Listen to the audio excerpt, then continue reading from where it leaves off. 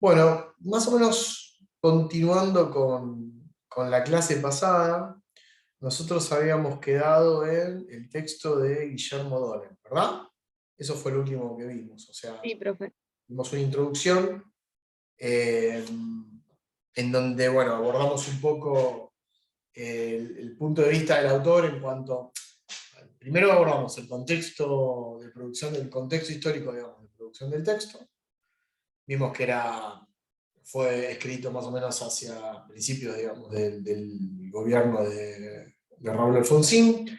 Vimos que estaba hablando, o la idea de él era enfocarse sobre una teoría del Estado capitalista, no una teoría sobre los distintos subtipos de Estado capitalista. Recuerden que yo les mencioné el tipo espera que estoy justo contestando.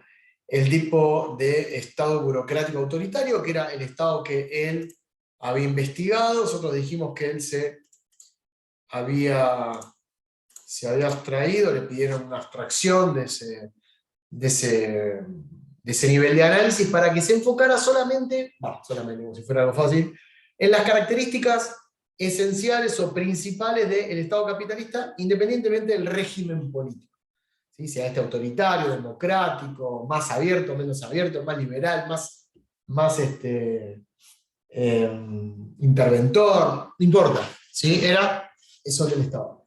En ese sentido vimos algunas definiciones que daba él, vimos la definición de Estado, componente específicamente político de la dominación, que la dominación tenía que ver con la imposición de una voluntad propia sobre el comportamiento ajeno, y que en términos sociológicos, y un poco lo que rescataba de Max Weber, es que la dominación tiene más que ver en este punto la obediencia del mando, la obediencia al mando, a partir de un reconocimiento de la persona que manda, o hacia, mejor dicho, hacia la persona que manda, un reconocimiento de autoridad. O sea, obedezco porque reconozco hay una autoridad. Y que uno obviamente puede obedecer porque se encuentra amenazado o amenazada, obviamente, pero esa obediencia es porque va la vida, está la vida en juego. ¿No? Vimos también la obediencia por interés, y uno puede obedecer algo porque le conviene, desde el punto de vista del interés, ser obediente, entre comillas, y uno puede obedecer también porque, aún sin que hubiera ningún tipo de interés o algún tipo de beneficio personal, obedece porque le reconoce a esa persona la autoridad, y porque además en el capitalismo moderno, y sobre todo en lo que sería el Estado capitalista moderno, la obediencia no se da o no se le otorga hacia la persona, sino hacia las normas. Eso significa que se obedece a una persona, porque no se le obedece a un texto que no te habla, se obedece a una persona, pero porque esa persona representa una autoridad basada en reglas, o sea, basada en las normas. ¿Sí? Uno puede obedecer a una autoridad porque esa persona fue electa, ¿sí? Porque las normas, ¿sí? O sea, no se obedece a la persona en tanto persona o en tanto características personales, aunque uno puede gustarle más o menos una persona, pero no es esa la esencia, ¿no? Sino que la esencia es obedecer a una autoridad, obedecer a algo que está representando esa persona. Entonces vimos la dominación, vimos lo político, vimos que lo político tenía que ver con esa parte del fenómeno más global de la dominación, que se corresponde con el monopolio de los medios de violencia o los medios de coerción. ¿Sí? Lo político justamente tiene que ver con los medios de coerción. No es solo los medios de coerción, pero tiene mucho que ver con eso, ¿no? Con que, bueno, ¿qué es lo específico del Estado? La pregunta es, bueno, ¿y por qué el Estado? ¿Qué es lo específico del Estado? Lo específico del Estado es que tiene el monopolio de la violencia, o sea, tiene el monopolio de los medios de coerción. Eso como última instancia, no significa que vaya por la vida utilizando esos medios de coerción. Simplemente significa que nosotros sabemos que lo tiene, y él sabe que nosotros sabemos que lo tiene. Con lo cual, ante un incumplimiento, una amenaza de incumplimiento, o algo que quizás no estemos de acuerdo, sabemos que el Estado tiene, cuando digo medio de coerción, no es solamente las armas, ¿no? Tiene los tribunales, tiene los jueces que te pueden obligar con una sentencia, ¿no? Tienen medios para obligar. y tiene medios legítimos para obligarte. Con lo cual nosotros sabemos que cuenta con eso. Vimos los recursos también de dominación, ahí lo relacionamos un poquito con la fuente de dominación de Miliband, vemos que Miliband hablaba de 3 fuentes y sin embargo O'Donnell habla de 4 recursos. En el fondo están hablando de lo mismo, nadie está diciendo que hablen de cosas distintas, lo que pasa es que O'Donnell tiene un nivel de caracterización, o sea, un nivel de clasificación de los recursos simplemente distinto al que tenía Miliband. Nada más. Nada distingue económico, de información, etcétera, pero habla justamente de las fuentes del poder, está hablando de las fuentes de dominación. A ver. ¿Esto, profe, es por el contexto? ¿Fueron en diferente contexto? ¿Qué cosa? O sea, estas diferencias que ¿La ellos diferencia de nombran. recursos? Claro, las diferencias, por ejemplo, que él elige 3 fuentes y otro elige 4 recursos. No, ¿Es por el no. contexto? ¿O No, simplemente tiene que ver. No, pues eso tiene más que ver con las lecturas previas de cada uno. Quizás para la exposición, ahí Miliband tomó otro tipo de literatura, no porque hayan leído sí o sí personas distintas, sino porque prefirieron quizás a los fines explicativos diferenciar. O'Donnell, por ejemplo, diferencia los medios de control, los recursos de control ideológico y los recursos de información, ¿no? Ahí está poniendo al conocimiento científico como un recurso importante a la hora de la dominación. Sin embargo, Miliband habla más de los medios de comunicación y consenso en un sentido más amplio. Están hablando de lo mismo, lo que pasa es que cada uno las categorías que utiliza, uno las desdobla más, especifica más, y otro no tanto. Pero no es que estén hablando de cosas distintas. ¿Sí? Esencialmente están hablando de la misma cosa. Vimos también, como ya creo que la última parte de la clase anterior, que en el mundo capitalista, pero en la vida social está lleno de situaciones de dominación o de microdominación. Nosotros ponemos el ejemplo de, si no me equivoco, el tema de la ruta, el tema de que te pare la autoridad de tránsito, desde hacer filas en un banco, desde aceptar el precio, situaciones, desde, no sé, presenciar una clase y tomar notas, situaciones de microdominación hay muchas, y en realidad el mundo social se desenvuelve a partir de situaciones de dominación, entre comillas, dominación. No estamos hablando de la dominación estatal, estamos hablando de situaciones de obediencia y reconocimiento de autoridad. ¿El orden mismo se lo puede tomar como una dominación, profe? Claro, el orden es el resultado de la dominación principal. Dentro de todos los mecanismos de dominación, de las diferentes formas, miles de formas de dominación que uno puede reconocer, que vamos por la calle y la observamos, hay una que es la principal, o la más importante. No es que el resto no sea importante, lo que decimos es que cuando analizamos el capitalismo y el Estado, hay un tipo de dominación que es como relevante. Todas aparecen como relaciones privadas, ¿sí? O sea, acá voy a hacer un paréntesis. O'Donnell, cuando habla del Estado y cuando habla de las relaciones, hay que diferenciar cuando él dice el Estado aparece como neutral frente a lo que el Estado verdaderamente es. ¿Por qué lo dice? Porque el Estado se presenta no porque el Estado tenga vida y se presente porque quiere, no responde a la orden de una persona, ¿eh? Estamos hablando del orden social, digamos, el Estado como parte de un entramado de muchísimos sujetos sociales donde el Estado es uno más. No porque una persona lo dicte, no porque no es eso, ¿no? Pero el Estado aparece o se nos muestra a nosotros como neutral, como un árbitro, ¿vieron? De un partido. Pero en realidad el Estado esconde, no muestra una situación de complicidad, ¿no? Una situación de desigualdad, de complicidad en cuanto a la desigualdad. Ahora voy a explicar un poquito por qué digo esto. Lo que quiero que diferencien, y por ahí me parece importante, es, una cosa es lo que a nosotros se nos aparece, y por lo tanto es la fuente por la cual nosotros formamos el sentido común. Nosotros tenemos un sentido mayoritario, más o menos compartido, de lo que es el Estado, de las funciones del Estado, del rol del Estado. Eso es lo que aparece, según O'Donnell. Y él lo que va a intentar demostrar a lo largo del texto es que en realidad detrás hay otras relaciones que el Estado encubre, ¿sí? Entonces Profe, siempre juega con esto de lo que aparece frente a lo que es. Sí, sería como una especie de estado mediador.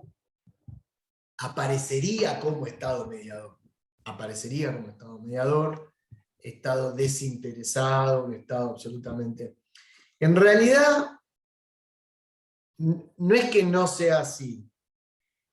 Es así, pero el resultado de esa acción mediadora es profundizar las desigualdades. Ahora lo voy a explicar un poquito.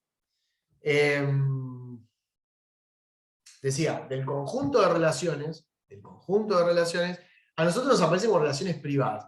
¿Por qué aparecen como relaciones privadas?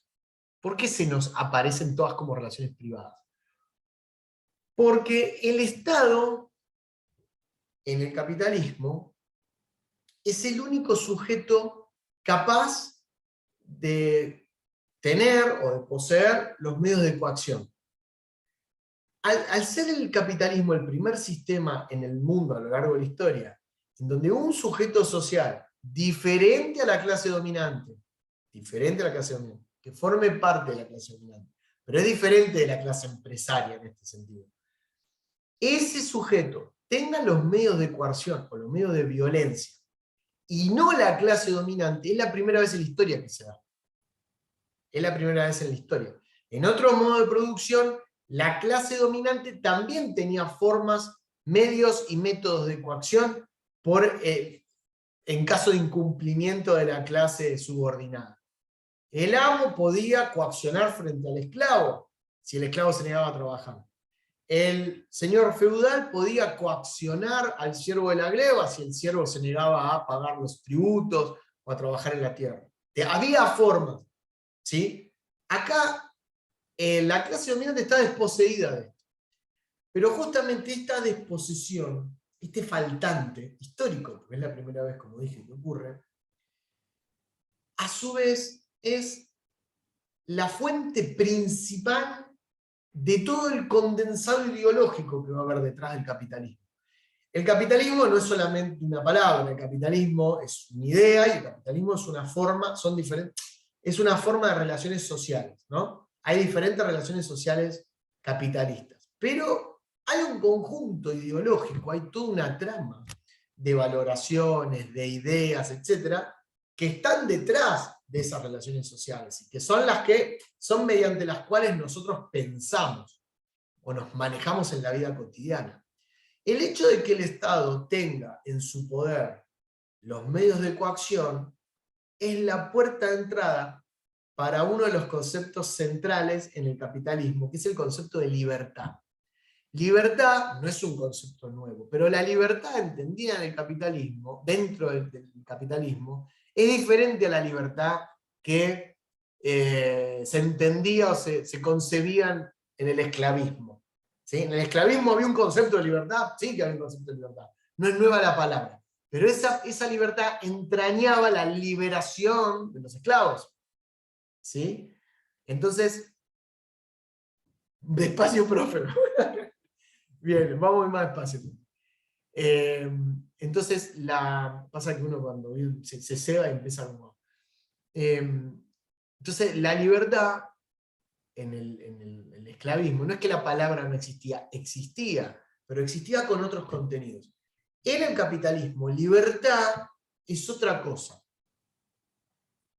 Libertad significa que nosotros, o las personas, no estamos, primeramente, obligadas por ley a hacer lo que la ley no manda. Primero, no estamos obligados a hacer lo que la ley no manda. Si la ley no manda a trabajar, o sea, no manda a trabajar porque no puede ordenar trabajar, nosotros no estamos obligados a trabajar. Entonces somos libres desde el punto de vista jurídico para eso. En ese sentido ya sabemos que la compulsión económica, bla, bla, todo lo que habíamos dicho con Do, que estamos obligados por el tema del comercio, ya sabemos, pero al ir a buscar trabajo, esa idea de libertad nos permite pensarnos como personas libres a la hora de firmar un contrato. Cuando digo firmar un contrato no digo necesariamente vamos a la escribanía, pongan el sello, acá el nombre, yo no. Contrato de trabajo puede ser eso, o puede ser también un arreglo de palabra, van a buscar trabajo, tiran el currículum, lo llaman, arreglan algo, ¿sí? Algo informal, ¿sí? O sea, el contrato de trabajo es el acuerdo entre partes.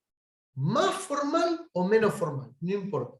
Es una persona que viene a cortarle el pasto, ustedes arreglan cuánto le van a pagar, digamos, es eso el contrato, ¿no?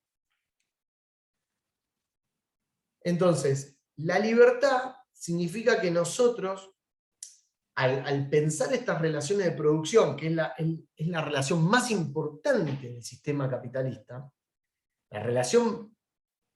hay miles de relaciones sociales, pero la relación quizás más importante para el capitalismo es aquella relación que se establece para la extracción de plusvalía, porque sin plusvalía no habría capitalismo. Eso está claro. Entonces, ¿cuál es para el sistema capitalista la relación más importante? Y de la que se obtiene, digamos, la savia para que funcione el capitalismo. ¿Y en qué ámbito funciona esto? En la producción. Entonces, las relaciones de producción son las relaciones más importantes.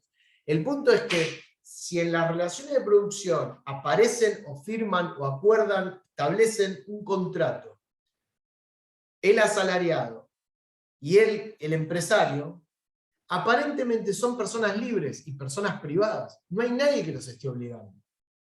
¿Se ve? O sea, tanto el empresario como el asalariado aparecen como relaciones absolutamente privadas. Se piensan ambos como personas privadas, porque el trabajador, si no está de acuerdo con el pago o con alguna de las condiciones impuestas por el empresario, directamente no toma el trabajo y chao. Más allá de que alguna vez esté obligado, ¿me explico? O sea, pero la libertad de no trabajar la tiene. Estoy hablando siempre desde el punto de vista liberal, ¿no? La libertad de no trabajar la tiene, más allá de la obligación económica. El problema que entraña esto es que como en el capitalismo,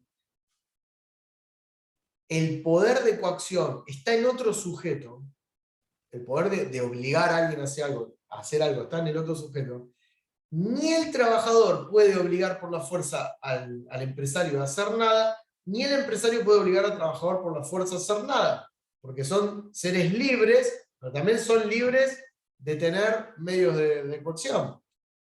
¿Qué ocurre acá? Que ante el incumplimiento de cualquiera de las partes, ante el incumplimiento del contrato de trabajo, esas partes pueden acudir, o mejor dicho, deberían acudir a otro sujeto social, que en este caso sería el Estado, para que este sujeto garantice el cumplimiento del contrato. Porque si ni el trabajador puede obligar al capitalista, ni el capitalista puede obligar al trabajador, cuando uno de los dos incumple, ¿quién hace cumplir el contrato? Si la otra persona se niega, o hay una discrepancia, ¿quién zanja, digamos, la disputa? ¿Quién dice quién tiene razón entre ambos? Eso se hace con un tercer sujeto que es el Estado. Entonces el Estado lo que hace... Ahí va. Sí, alguien quería decir algo, perdón.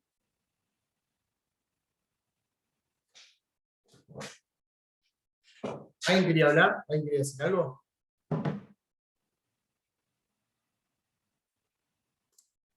¿Alguien quería hablar? ¿No? ¿O alguien activó el micrófono?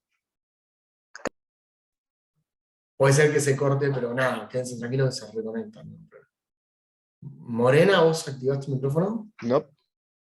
¿No? Bueno, esperen, entonces. No, yo decía que no. Bueno, listo. Esperen que silencio no. No, porque vi un par de micrófonos que se activaron, pero puede ser que se hayan activado sin voluntad, digamos. Esperen un poquito. Ok. Entonces, cualquiera de las dos partes puede reclamar ante un tercer sujeto el cumplimiento del contrato de trabajo.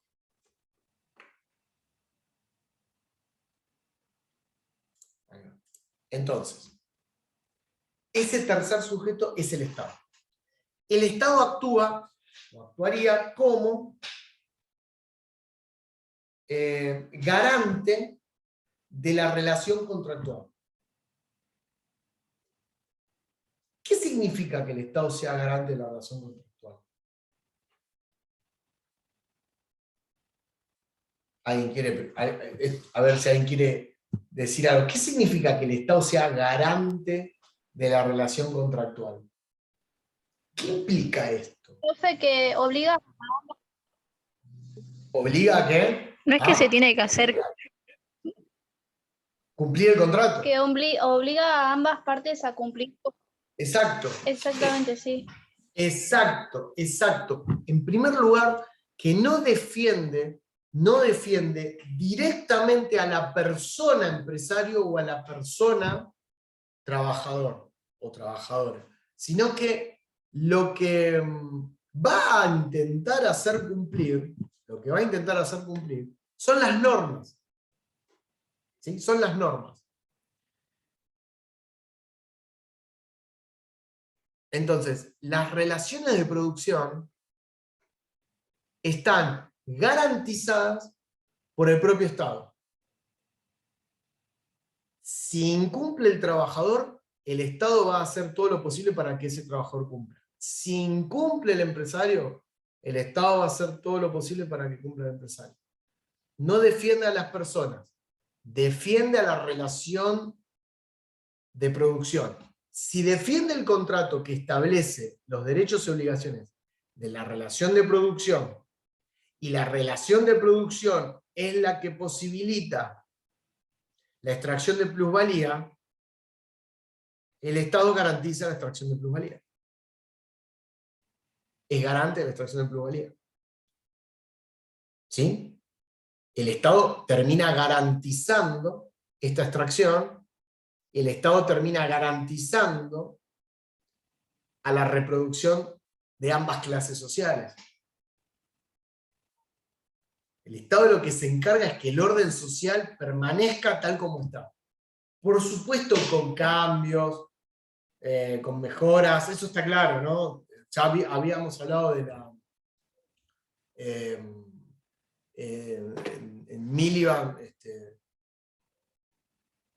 habíamos hablado también del tema de las presiones, y de la presión reformista, etc. Digamos, implica las mejoras. Pero lo que sí se va a encargar el Estado, y esto sí es fundamental, es la reproducción de las clases sociales en tanto clases sociales. ¿Sí? No a las personas físicas, sino a las clases sociales. Por lo tanto, al orden. Entonces, como el Estado garantiza el cumplimiento de las normas, y estas normas se nos presentan a nosotros como neutrales, como normas, digamos, a cumplir, como normas que emana de una, vaya a saber qué racionalidad, estas normas no hacen otra cosa que legislar sobre el propio orden capitalista. O sea, legislar sobre el desarrollo de las relaciones de producción, entre otras. Si las relaciones de producción, y esto lo habíamos visto la clase pasada, si las relaciones de producción y las relaciones de dominación esconden relaciones de desigualdad, porque la dominación, ¿qué prevalece? ¿Qué hay detrás de toda dominación? Hay una desigualdad. ¿La desigualdad en cuanto a qué? La desigualdad en cuanto a la probabilidad de obtener recursos de dominación. ¿Sí? ¿Recuerdan esto? O sea, ¿por qué se domina? Se domina porque los recursos de dominación están desigualmente distribuidos en la sociedad. Por eso se domina, porque hay un grupo que tiene recursos de dominación y un grupo que no tiene casi nada de recursos de dominación. Porque hay un grupo social que cuenta con el poder de las armas, el poder económico, el poder del conocimiento, el poder del control ideológico, y hay otro grupo que no cuenta con esto. Ahora, si esta desigual distribución está garantizada por el Estado, porque O'Donnell decía, bueno, pero esta desigual distribución tiene que ver con el origen de clase, ¿no? O sea, según a qué clase vos pertenezcas, vas a tener más o menor probabilidad de acceder a los recursos. Si eso tiene que ver con las clases sociales, y el Estado es el encargado de garantizar la existencia y reproducción de las clases sociales, entonces el Estado es el encargado de garantizar la existencia y la reproducción de las desigualdades en el sistema capitalista. ¿Sí? Porque si las desigualdades provienen de las clases y el sistema defiende las clases, ergo el Estado no es neutral. Y acá viene el tema. Se nos aparece como neutral, pero en el fondo termina no siendo neutral. Porque esta desigual distribución de recursos entre las distintas clases sociales entraña diferentes posiciones de poder y de privilegio en el orden social. No es lo mismo una persona que tiene recursos de dominación a una persona que no tiene, o una familia que tiene recursos de dominación a una familia que no tiene recursos de dominación.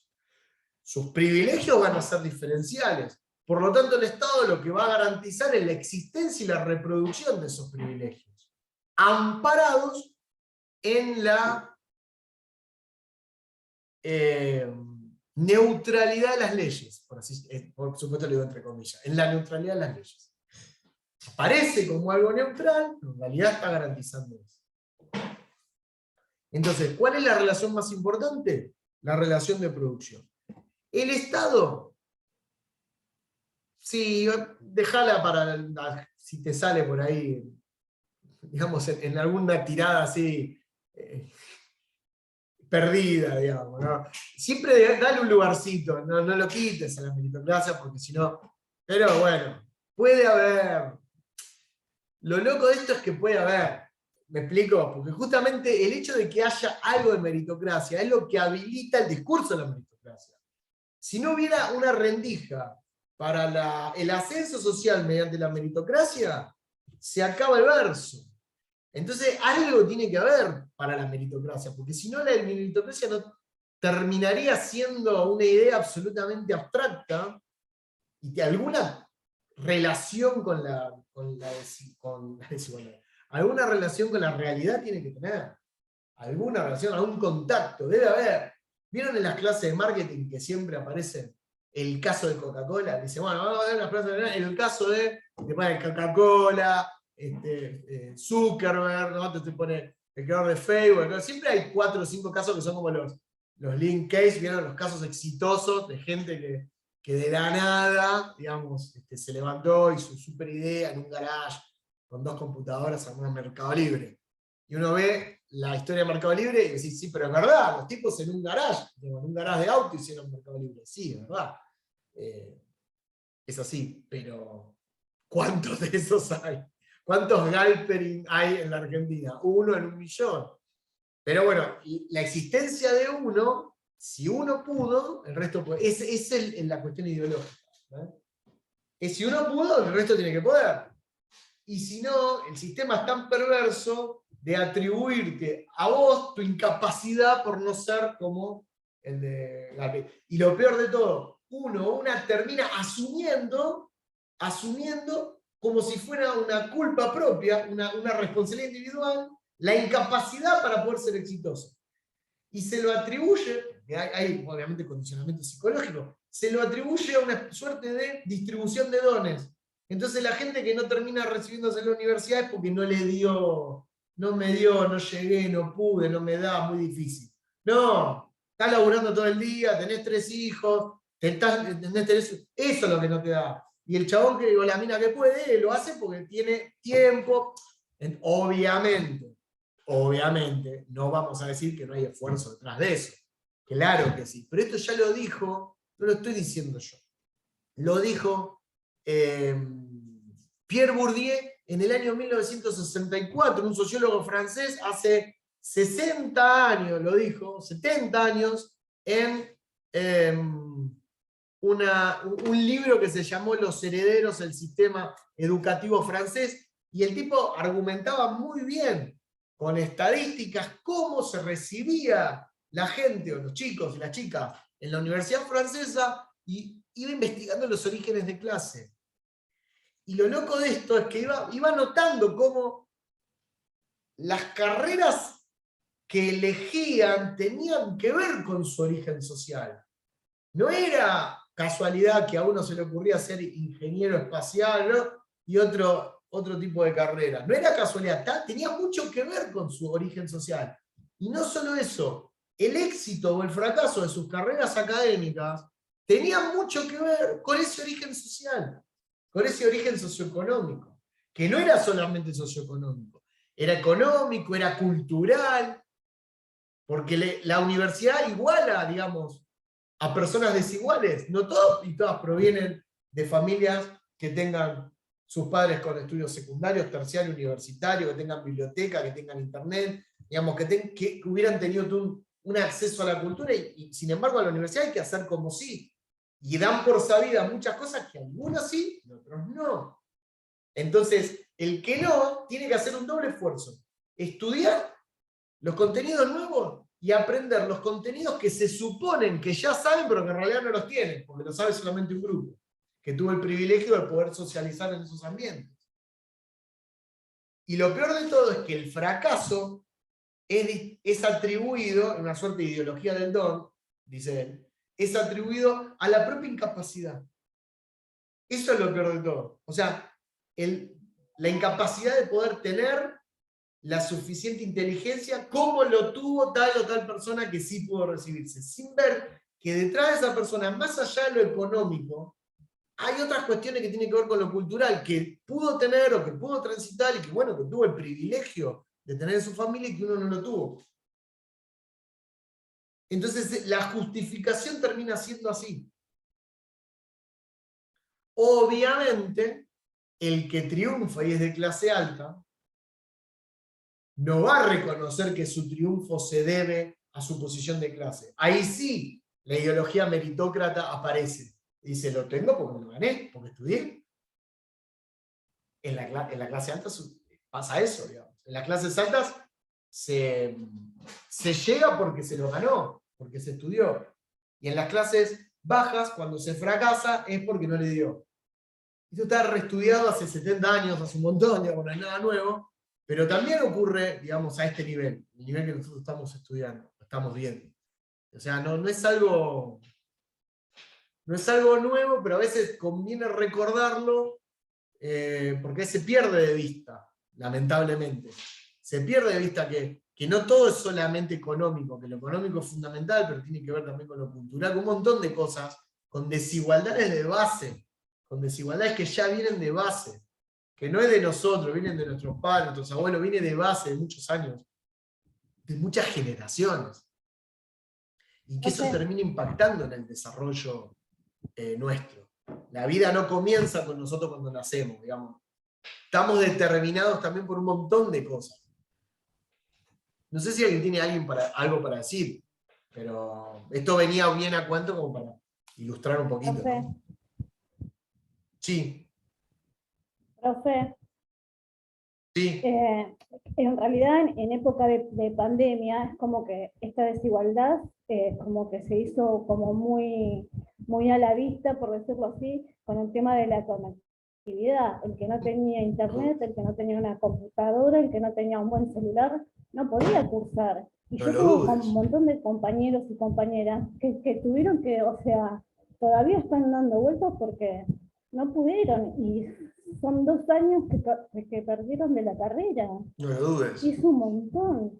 Entonces, ¿Sí? esa desigualdad, esa cosa de internet, decir, no poder tener internet, como, porque hoy en día es una cosa como ponerle básica, no sé, no es un lujo, ¿no? Pero es como que es los chicos en la secundaria, en la primaria, el que no tenía, no podía conectarse, y así muchísimos chicos que No lo dudes. en el colegio. Si llegan a 15, está en sexto año, mi hija. Tiene Claro. 17. Y no llegan a 15. Claro. Todos abandonaron. En época de pandemia abandonaron todos. ¿Y cómo se recupera todo eso? ¿Cómo recuperamos Es todo difícil. eso? Es imposible. Imposible. Por ahí no es imposible, es difícil, pero me parece que de ahí el Estado es como que está muy ausente. No puede ser que no, yo quedé súper sorprendida, y también quedé sorprendida en el sentido de que qué mal que estamos que no podemos ¿no? Poder cursar todos, tener la posibilidad de cursar todos, de decir, bueno, no tengo una computadora, no tengo un celular, ¿por qué el Estado no me puede proveer una conectividad como para poder, está bien, creo que se fue de las manos un montón de cosas en esta pandemia, ¿no? Que es como que se tuvo que salir como a remar un montón de cosas, y ustedes como profesores lo deben saber, porque nosotros como alumnos también, de repente sentarnos 4 o 5 horas, era casi, hasta casi inhumano, me parece. Pero acá, en esto, ¿no? Que yo hablo de lo que es Internet, después, bueno, en otras cosas, ni hablar. Seguro. Sí, no, la pandemia, desde luego que lo que hizo fue visibilizar desigualdades existentes, desigualdades que ya existían, y que hay desigualdades muy profundas.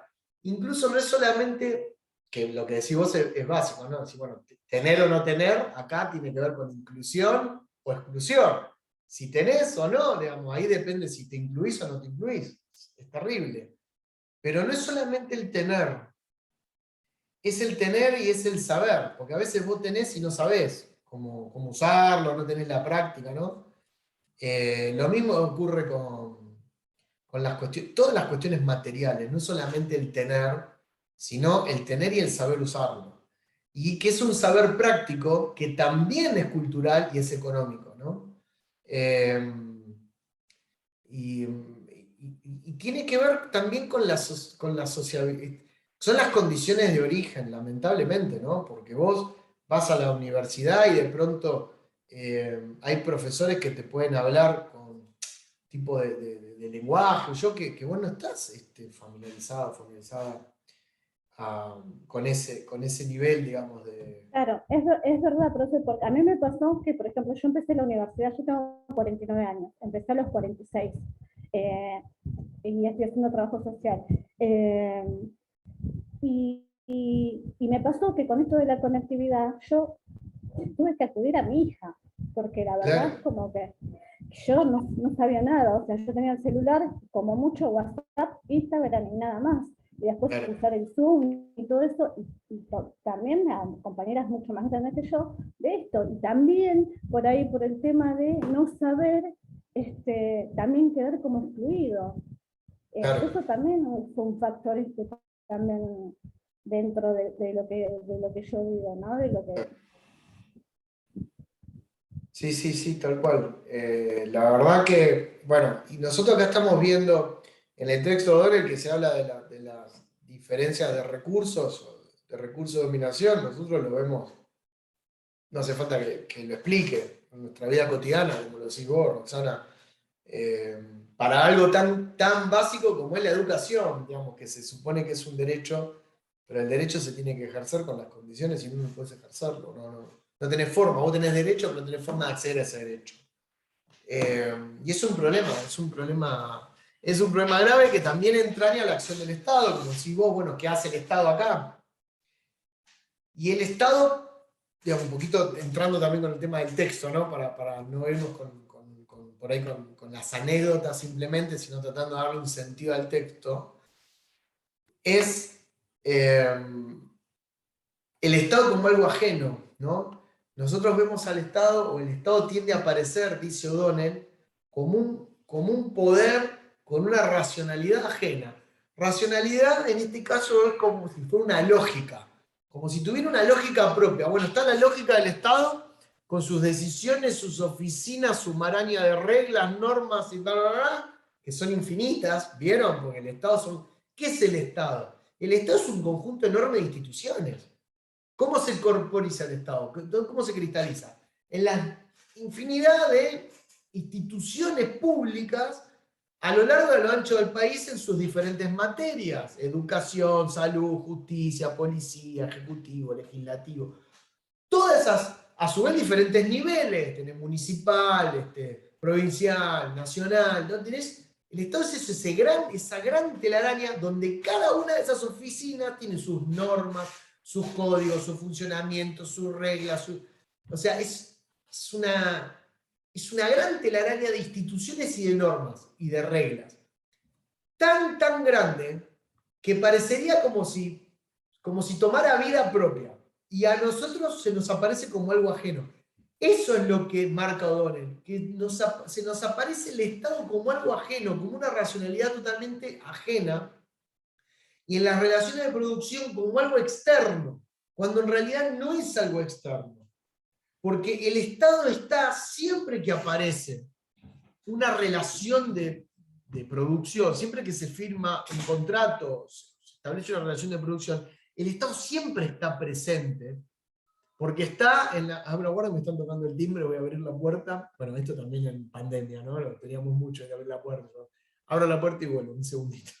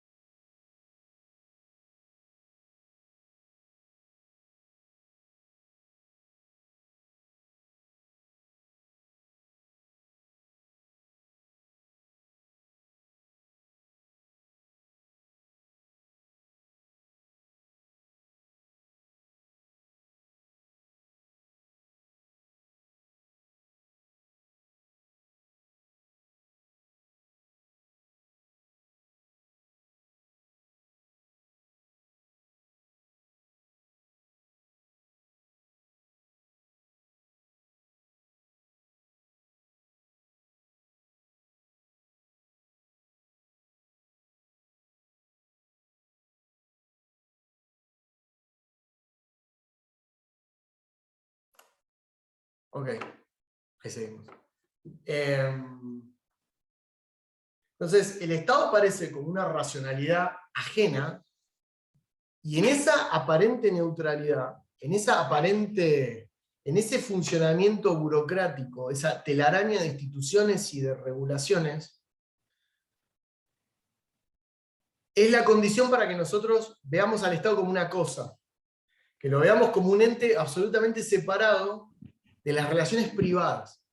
Y las relaciones Profe. privadas por eso. Sí, Verónica. O Verónica, no sé quién era. Entonces quiere decir que el Estado respalda la relación social que vuelve dominante a los capitalistas Claro, sobre la exacto. clase subordinada. Exacto. Lo que hace es garantizar las relaciones sociales capitalistas. Ustedes saben que el capitalismo, saben, yo se los expliqué, por eso lo saben. El capitalismo es un modo de producción como hubo otros a lo largo de la historia. Un modo de producción que se compone de un determinado nivel de fuerzas productivas y un conjunto de relaciones sociales.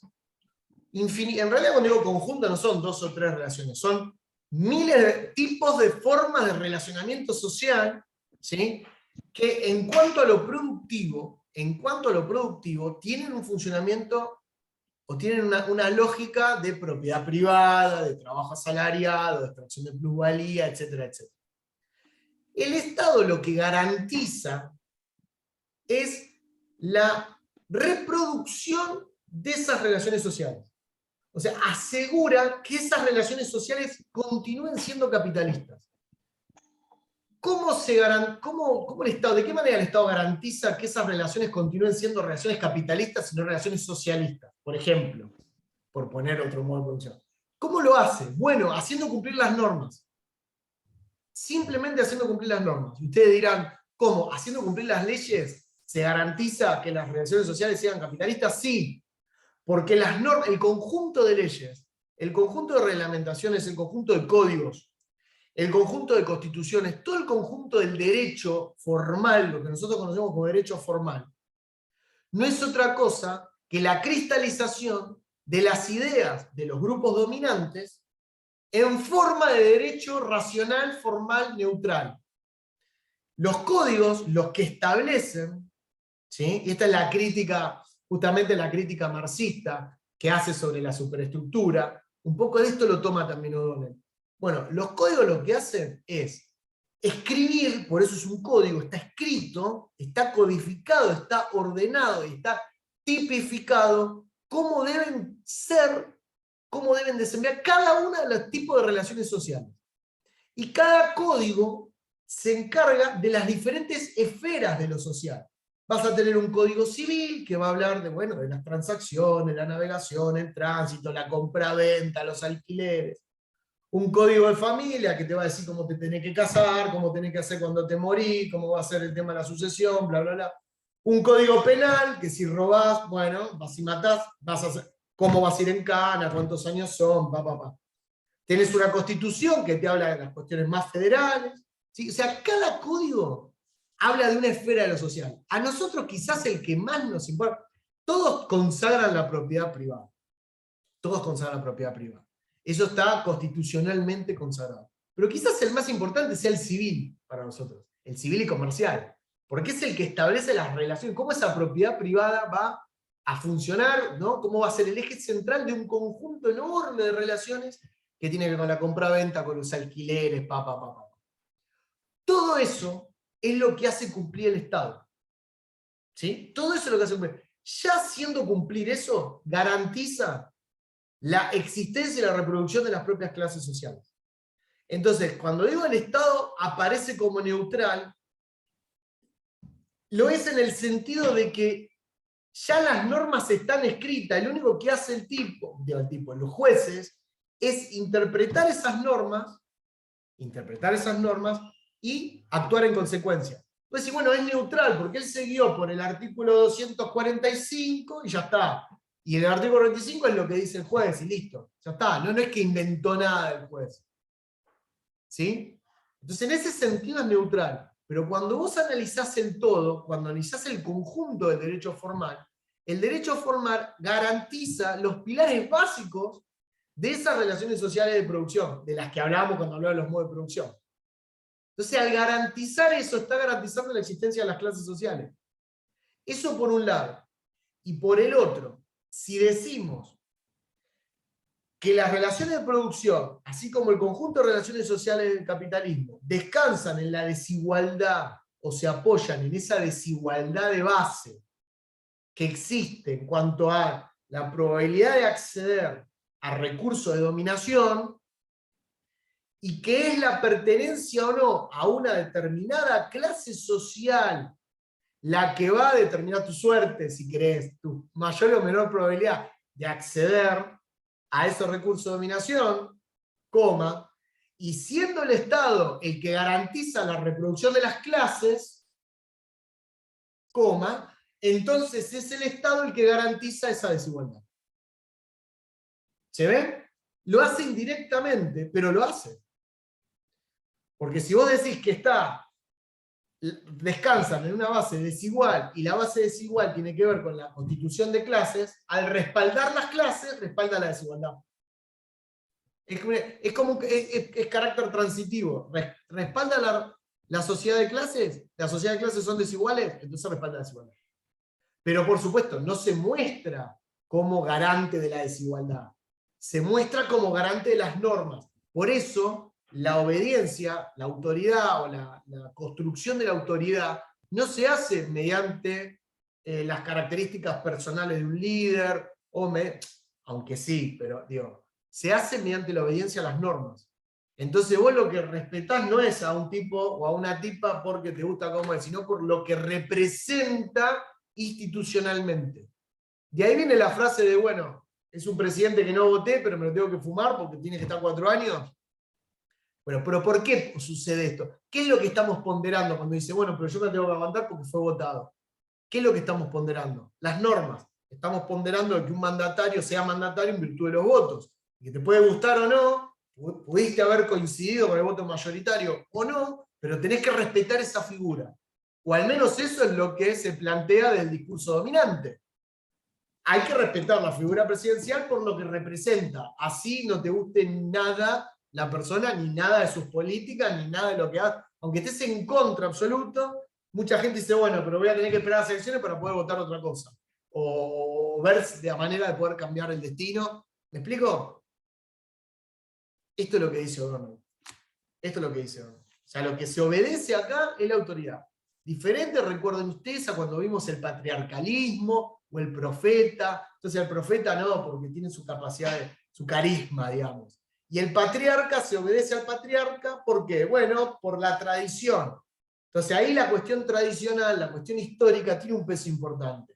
En el otro, el carisma, la magia, el poder personal, ¿no? Tiene una cuestión importante. En el capitalismo moderno, digamos, en el Estado racional formal, se obedece un conjunto de libros, son un conjunto de normas que están en la biblioteca, y hasta tanto nadie cambie las normas, que si las cambian las van a cambiar, pero desde el punto de vista reformista, no van a hacer una transformación social. Nadie pretende que un Congreso de la Nación realice la revolución. Si alguien pretende eso, que siga sentado, que siga esperando. Es lo mismo que un sindicato se proponga destruir el trabajo asalariado. ¿Dónde vieron que un sindicato, digamos? Es imposible que un sindicato se ponga como objetivo destruir el trabajo asalariado. Porque el sindicato no nació para eso. Debería cambiarse entonces la institución, debería ser un consejo de fábrica, un soviet ruso, qué sé yo. Otra cosa, pero no un sindicato. Lo mismo pasa con un congreso. Vos podés ser más reformista, más intransigente o menos, o más liberal. Pero es medio difícil que haga la revolución desde ahí. Es medio difícil. Bueno, quien lo quiere intentar, que lo intente, no hay problema. Pero le va a costar. Le va a costar porque, en primer lugar, va a tener un conjunto de normas que se lo van a impedir. En primer lugar. Y si quiere reformar esas normas, va a tener que conseguir la mayoría en el Congreso. Y ahí está difícil. Porque generalmente estas posiciones son minoritarias. Si fueran mayoritarias, no le haría falta ni siquiera postularse para ir al Congreso, para hacer la transformación social. No le haría falta ni eso. Porque la haría sin necesidad de ocupar una banca. Histórica, no lo digo, la historia lo dice. Las revoluciones no se hacen en un Congreso, se hacen en otro lado. Esto es así. Bueno, esto es lo que dice O'Donnell, ¿sí? Esto es una visión estructural del Estado. La dimensión estructural del Estado es esta, el Estado como reproductor de las clases sociales. Por otro lado, a ver. Bueno, esta parte ya más o menos la vimos. El tema de que sea garante la sociedad también implica que es, como dijimos, articulador y organizador de esta sociedad. Organiza la sociedad capitalista. Bajo esta apariencia de neutralidad, de árbitro, ¿no? Esto ya lo vimos. Esta organización también entraña una suerte de responsabilidad que tiene el Estado. ¿Sí? Esa responsabilidad es la de intentar, por todos los medios que el propio Estado tiene, de que el sistema o de que el orden social no trasvase ciertos límites que podrían significar la desaparición de ese orden. ¿Qué quiero decir? La lógica capitalista, que es la lógica de la ganancia, la lógica de la competencia, tiende hacia un resultado posible, que es el último resultado de la competencia, que es la del monopolio. Cuando uno comienza a ver la historia del capitalismo, se va a dar cuenta que en todos los sectores productivos, siempre hubo, desde la Escocia de Adam Smith, pasando por la Inglaterra de la primera revolución industrial, o por Estados Unidos de fines del siglo XIX, siempre hubo pequeños sectores con pequeñas empresas que cada vez fueron incrementando su tamaño y su poder. Y fueron formando cada vez menos empresas, o hasta llegar a ser una sola empresa capaz de dominar el mercado. Eso es lo que tiende la lógica capitalista, a formar una sola empresa, a reducirse como oferentes. Y esto entraña un peligro. ¿Cuál sería el peligro de que en un sector productivo cualquiera sea una sola empresa la que sea la encargada de producir y vender un producto? A ver, ¿cuáles creen ustedes que podría ser el problema? Desde el punto de vista del sistema, estamos hablando. ¿Por qué no conviene para el sistema que haya una sola empresa? Maneja de precio. ¿Por qué? Por el tipo de oferta y demanda. Mientras más oferta y demanda y mientras más productos hay, el precio se mantiene o sube dependiendo de la cantidad de productos. ¿Y qué pasa si hay una sola empresa? Y si hay una sola empresa, es solamente la cantidad de productos que dispone la empresa y a un solo precio. No hay más Exacto. precio. Exacto, es decir, se anula la competencia. Bueno, acá lo dice Mauricio también. No desaparece la competencia. Y la competencia es una de las bases fundamentales para el equilibrio del sistema. Para que exista una compensación, siempre es necesaria la competencia. Como dice recién, yo tengo crispy, pero no sé cómo te llamas. Sí, me pongo así porque todos me dicen así. Me llamo Cristian, pero igual Cristian. Como dice crispy. Está bien. A ver, la existencia de una sola empresa implica que el precio lo pone esa sola empresa. Pero no solamente el precio del producto. Y ahora voy a explicar por qué es contraproducente que haya una sola empresa. ¿Por qué es algo dañino para el sistema? Vamos a suponer que hay, no sé, cualquier sector productivo, en lo que quieran, cualquier producto, ¿sí? O rama de la producción. Y supongan que hay 5 empresas que son las que producen ese bien. Y que de pronto, a lo largo de los años, hay una sola empresa que es la más grande, la que decide absorber a las otras 4 empresas. Y dice, no, ustedes lo primero que van a decir es, bueno, pero ¿qué va a pasar con los empleados de las otras 4 empresas? Digamos, hay mucha fuente de trabajo, ¿qué va a ocurrir? Vamos a suponer que viene el dueño de la gran empresa y dice, no, tranquilos, tranquila, no va a pasar absolutamente nada. Miren, yo voy a absorber a las otras empresas, pero yo voy a conservar toda la fuente de trabajo. O sea, no voy a despedir a nadie, van a entrar todos. Es más, voy a tomar más trabajadores para que vengan y vamos a hacer todos una sola empresa y no va a haber ni un solo desempleado. ¿Cuál sería el problema? Porque, a ver, no afectaría el desempleo directamente, pero ¿cuál creen ustedes que podría llegar a ser el problema si una empresa dijera esto? Pregunta para pensar. ¿Qué podría pasar?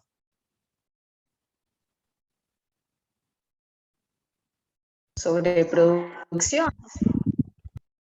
Hay dos cosas. La primera, que la empresa no estaría obligada a innovar nunca. Nunca. Porque no tiene necesidad, porque no tiene competencia. O sea, no va a innovar, no va a invertir, no va a hacer nada. ¿Sí? Salvo que venga una amenaza, digamos, de una empresa. Pero si no tiene competencia, no tiene por qué invertir en ninguna innovación, ni mejorar los productos, ni nada. Eso, o al menos no habría incentivo para hacerlo. Lo cual no significa que no pueda hacerlo. Puede hacerlo. Quizás para seguir manteniendo una barrera de entrada alta. Pero no tendría incentivo para... un incentivo que te da, por ejemplo, la competencia, ¿no? Que te da esto, ¿no? Tratar de innovar. Y por otro lado, el precio de mercado sería el precio fijado por la misma empresa. No es un precio que se establece mediante la competencia. Y esto es terrible para el sistema. ¿Por qué? Porque indirectamente puede llegar a controlar los precios de otros productos. Ejemplo. Finales del siglo XIX en Estados Unidos, el auge de una de las industrias fue el aluminio. ¿Ustedes se pusieron a pensar la cantidad de cosas que se producen con aluminio? O cuando el aluminio es una materia prima, digamos, de la más usada para hacer, no sé, utensilios de cocina. Mil millones de cosas se hacen con aluminio. Muchísimos.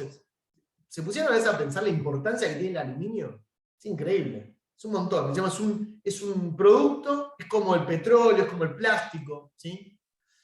En Estados Unidos, en el siglo XIX, el aluminio se produce en base a un mineral que se llama bauxita, que como todo mineral está en la tierra. Mediante minería la tienen salada. Una empresa a finales del siglo XIX, en Estados Unidos, compró todos los yacimientos de bauxita en todo el territorio estadounidense. Todos. O sea, de manera que la empresa era la única que tenía el acceso a la bauxita, que es a su vez el único mineral mediante el cual se puede hacer el aluminio. Esa empresa al tener la propiedad de todos los yacimientos de bauxita, controlaba no solamente el precio, directamente el precio de la bauxita, que lo llevó a las nubes, sino que también controlaba el precio del aluminio y también controlaba el precio de las ollas, las sartenes, la bandeja, todo lo que se hace con el aluminio, porque tenía el control de la materia prima fundamental para hacerlo. ¿Saben cómo terminó esto? Con la intervención del gobierno norteamericano, quitándole parte de los yacimientos, obligándolo a vender, mejor dicho, obligándole a vender parte de los yacimientos porque tenía una posición monopólica. Y a partir de ese hecho, que fue como, estoy hablando del primer ejemplo de monopolio de una materia prima que determinaba el precio de infinidad de productos, que además eran productos de la vida cotidiana, que la necesitaban las familias y que por lo tanto afectaba el salario, porque si a vos te afectan precios automáticamente de cosas que vos comprás con tu salario cada vez sirve menos para comprar otro tipo de cosas, con lo cual generás un problema en el sistema enorme. Entonces, lo obligaron a vender esto y fue el inicio de un conjunto de leyes antimonopólicas. Este ejemplo de leyes antimonopólicas propuestas por Estados Unidos fue seguido por todo un conjunto de países, incluso Argentina tiene leyes antimonopólicas, o sea, que frenan la constitución en torno a un mercado de una sola empresa. Puede haber oligopolio, o sea, pocas, pero no puede haber monopolio. No debe haber y está penado por ley, no puede haber. ¿Sí? Por eso siempre hay casos en los que puede haber dos empresas, pero cada vez que hay fusiones, vieron, de empresas, se mira con lupa, justamente porque manejan el precio, ¿no? Hay situaciones, yo tengo a Liliana, me está poniendo cara, hay situaciones, yo sé que son grises y que están, digamos, como en el border, y que uno podría decir, pero, viste, qué sé yo, fíjate, porque no es monopolio, pero le falta un pelito para hacerlo. Bueno, eso existe. Y dice, por supuesto que hay testaferro, eso desde ya. Esos son, digamos, triquiñuelas contables y jurídicas que obviamente son a la orden del día. Eso desde ya. Pero, ¿a qué voy con esto? Hablaba de la función del Estado y le hablaba de la constitución de monopolios. El Estado tiene también como función principal, una de las funciones principales, establecer límites negativos. Los límites negativos es el ejemplo, le di yo, de las leyes antimonopolio. El límite negativo es frenar, a veces,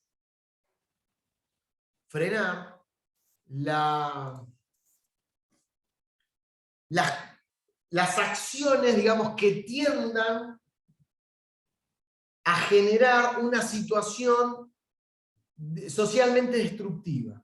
O sea, tratar de frenar las acciones que puedan llegar a tener un corolario destructivo desde el punto de vista de los mercados y del funcionamiento social. La constitución de monopolio, con el tiempo, puede tender a destruir. Más allá de que el monopolista te diga que va a mantener las fuentes de trabajo, y probablemente así lo sea, así lo mantenga, al manejar los precios de un producto e indirectamente manejar serie de precios, eso genera condiciones destructivas, socialmente destructivas, digamos, corroe la base social. El Estado está obligado a intervenir mediante límites negativos frente a estos avances. ¿Y qué hace el Estado? ¿Caridad cuando establece estos límites? No, lo establece como justamente defensa de los intereses del propio orden social. Está tratando de resguardar ante los peligros de esa destrucción el orden social capitalista, resguardando a ambas clases, ¿sí? A ambas clases. Y si tiene que ir frente a un monopolio para resguardar a ambas clases, lo va a hacer. Lo va a hacer. Porque antes que un monopolio, antes que una gran empresa, siempre está la defensa del capitalismo. O sea, el sistema ante todo. Hay veces que para defender al sistema hay que apoyar a la empresa. Pero hay veces que a la empresa hay que ponerle freno porque está poniendo en peligro el propio sistema. Porque está poniendo en peligro el propio sistema. Sí. A ver si lo entendí. Es un poco como esto que se decía que se iba a poner un control con el tema de la billetera virtual. Sí, puede haber, sí, no recuerdo ese ejemplo, pero puede ser. como que se paga todo como por mercado, que como que se filtraba mucho dinero por la billetera virtual y como que se iba a poner un tope o se iba a poner como una... ¿cómo puedo explicar? Como una regulación a eso. Como Exactamente, una claro, regulación. bueno, puede para que ser, no- sí, puede ser un ejemplo de límite negativo, ¿no? Nosotros lo vimos, cuando vimos DO, nosotros vimos que el sistema capitalista, sin la intervención correspondiente, digamos, del Estado, tiende a la crisis. El sistema siempre tiende a su crisis, siempre. La tendencia natural del sistema es cuándo se viene la próxima crisis. No es algo de capricho, es algo que tiene que ver con el funcionamiento del sistema, que genera crisis de sobreproducción, que se expresa en la bolsa, que se expresa en los bancos, y ahí vienen los salvatajes en los bancos. Eso está estudiado. Eso está claro. Ahora, hay que tratar de prevenir cuando ya las consecuencias pueden ser destructivas a nivel sistémico. Y de eso se encarga el Estado con los límites negativos. Perdón, había una mano levantada, no sé de quién, y ahora ya no está la mano levantada.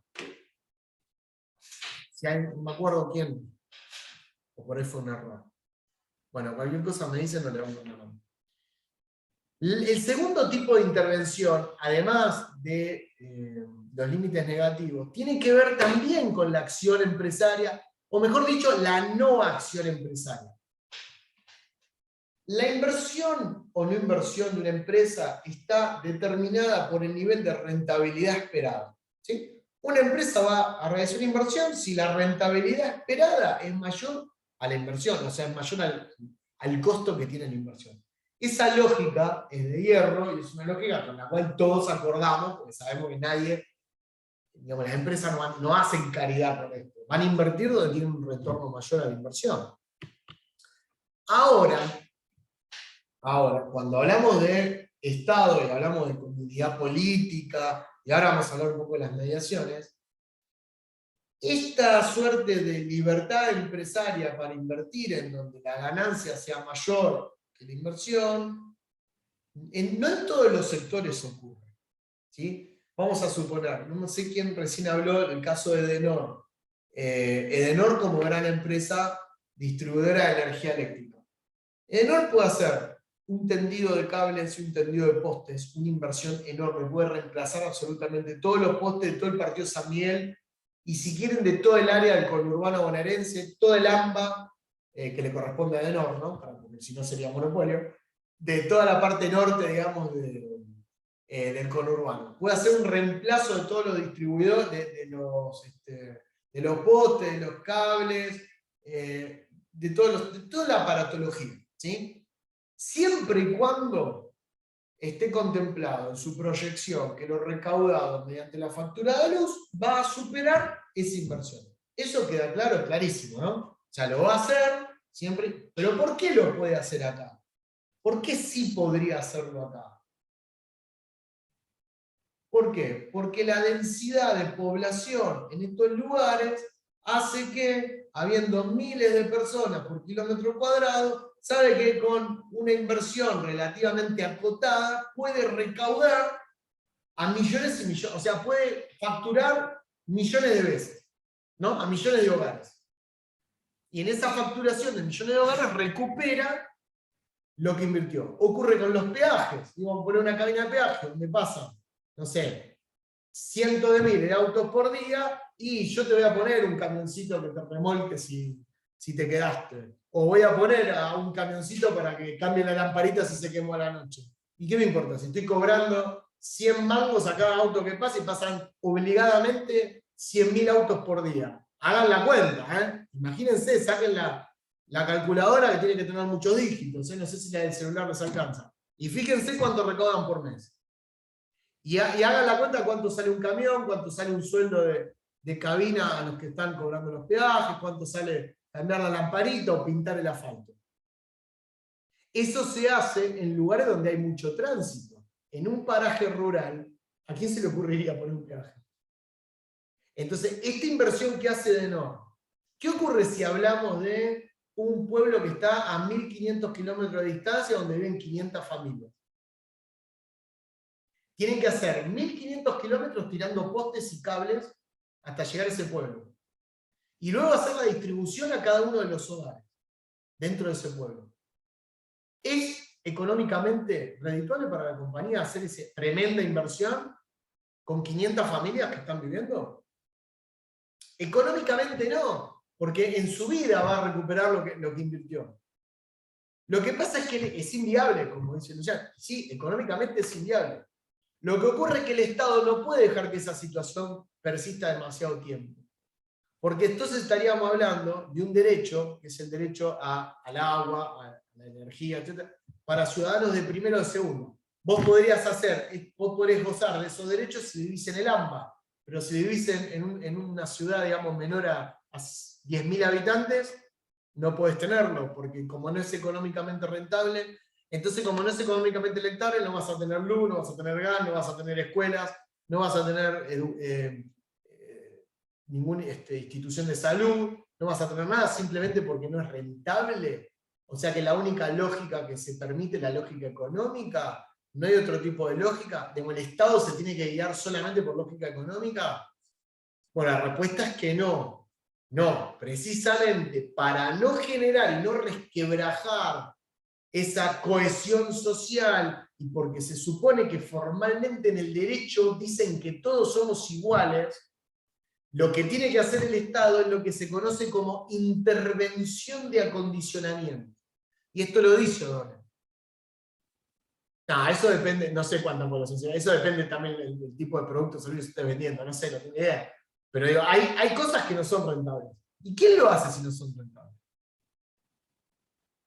El Estado. Sí, puede haber responsabilidad social empresaria, todo eso está fenómeno, está claro, puede haber. Pero la responsabilidad social empresaria muchas veces está asociada a un marketing empresarial. O sea, muchas veces las empresas utilizan la RC para atribuirse valores así suprahumanos, ¿no? Yo estoy a favor del medio ambiente, son muchas veces, lamentablemente muchas veces son acciones de marketing, muchas veces. Y no un cambio de ética empresarial. La ética es la ética de la que hablaba Weber, es la ética protestante. No hay otra. Es la ética empresaria. Si no te guías con la lógica, vos podés guiarte con la lógica de la caridad. Siempre. ¿Querés hacer la lógica de la caridad? Vas a durar como empresa una semana y vas a terminar fundiendo. Es así. Vos guiate por la lógica, sos libre de guiarte por la lógica que quieras. Pero el mercado se guía con una sola lógica. Si no se guían con esa lógica, bueno, está bien. Están en su derecho de hacerlo. Pero no van a triunfar. Les adelanto. Entonces, justamente como un empresario, en primer lugar, necesita ganar dinero para perpetuarse como empresario, entonces la lógica que tiene que seguir es la lógica que le permita perpetuarse. La única que existe es la lógica mercantil, no hay otra. Ahora, también es cierto que si hablamos de una comunidad política y hablamos del estatuto de un ciudadano, una ciudadana, hablamos de los derechos, hablamos de los códigos, hablamos de la igualdad ante la ley, hablamos de seres libres, hablamos de un montón de cosas, bueno, el Estado tiene que intervenir acondicionando estas desigualdades o por lo menos tratando de reparar algunas de las más grandes. No voy a decir que interviene en todo porque debería ser caminos asfaltados donde hay tierra, poniendo la luz donde no hay luz, haciendo puentes donde la gente no puede cruzar y tiene que cruzar en balsas. Debería hacer un montón de cosas que no hace. Debería poner escuelas donde haya demanda de escuelas públicas. Debería hacer un montón de cosas. Muchas hace, no estoy hablando de un gobierno, estoy hablando del Estado, estoy hablando simplemente de la institución. Después quien esté al frente dependerá de cada uno. Pero la verdad es que una parte lo hace y otra parte no lo hace. ¿Hasta qué punto hace y no hace? Bueno, eso depende de la historia, eso depende de la trayectoria, depende cuánto una sociedad está dispuesta a aguantar, está dispuesta a dejar. Lamentablemente es así. Así como el valor de la fuerza de trabajo tiene un condicionante social, histórico, de lucha de clase, digamos, el Estado y la acción del Estado también tiene un condicionante social histórico. Esto es así, digamos, hay que decirlo. Hay sociedades que soportan más que otras. Entonces, la realidad es esa. Ahora, ¿cuáles son los factores para soportar más o menos? Digamos, ya se nos escapa a la clase, estamos hablando de otra cosa.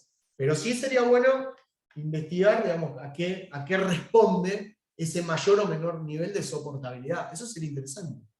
¿Por qué ciertas comunidades soportan más que otras?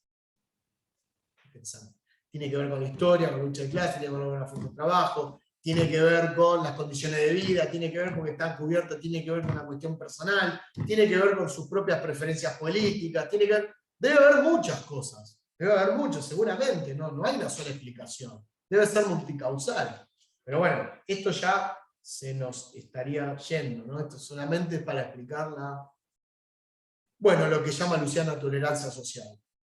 ¿De qué depende la tolerancia social? Depende de muchas cosas, también depende de las condiciones económicas nacionales, depende, ¿no? Depende de cómo está la economía, depende de muchas cosas, del nivel de empleo, en fin. Bueno, el tema del derecho y de la racionalidad, eso ya lo explicamos, el tema de la obediencia a los códigos y la obediencia al conjunto de normas, eso ya está explicado. El tema de la apariencia, de la doble apariencia de igualdad formal y de la libertad, eso ya está explicado. Y vamos al final. Hay una cosa también interesante en esto, que me parece muy importante destacar.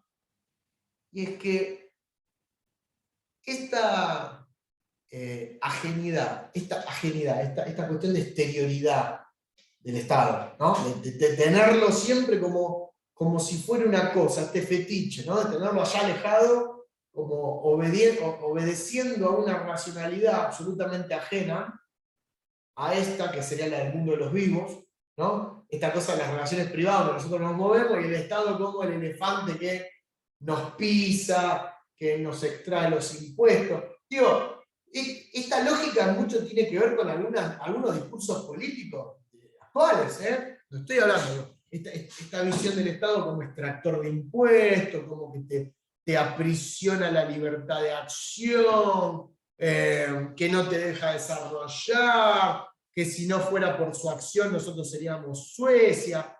Digamos, existe este discurso.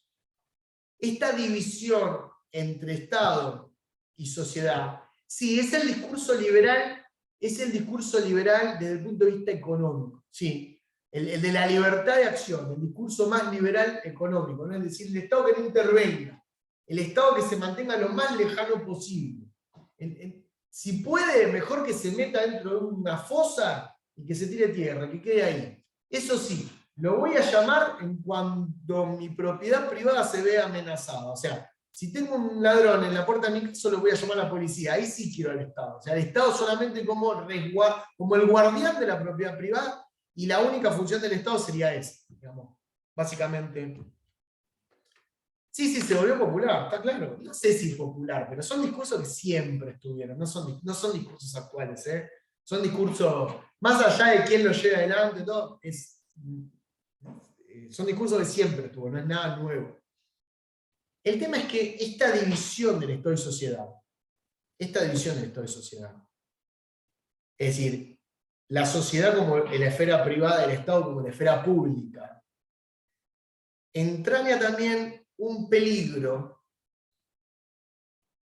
que es el peligro de volverlo tan ajeno al Estado, o sea, mirarlo tan como cosa separada de nosotros,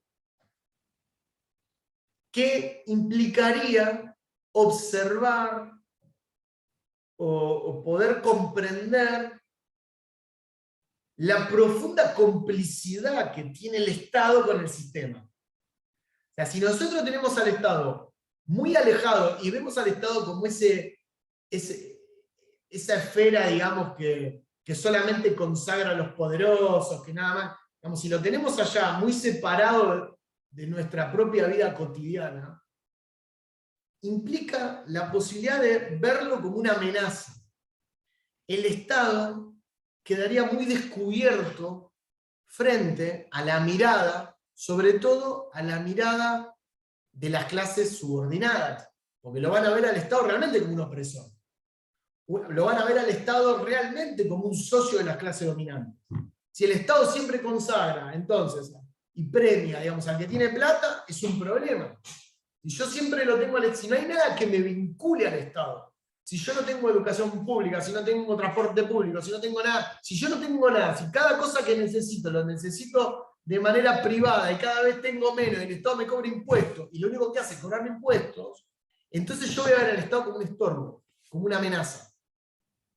Si yo no veo en el Estado otra posibilidad que no sea la de extraerme algo, el Estado pasa a ser una amenaza. Si el Estado es una amenaza, puede existir la posibilidad de, socialmente, la destrucción del Estado. Para frenar esto, para que el Estado no se descubra como algo cómplice de las clases dominantes, y justamente para que el Estado tienda a verse como algo superior que engloba a todo el mundo, ¿sí? Que tiene relación con todo independientemente a la clase a la que vos pertenezcas, existen lo que Donald llama mediaciones entre el Estado y la sociedad. Las mediaciones entre el Estado y la sociedad son instancias, son como núcleos ideológicos muy fuertes, como condensados muy fuertes a nivel ideológico estamos hablando,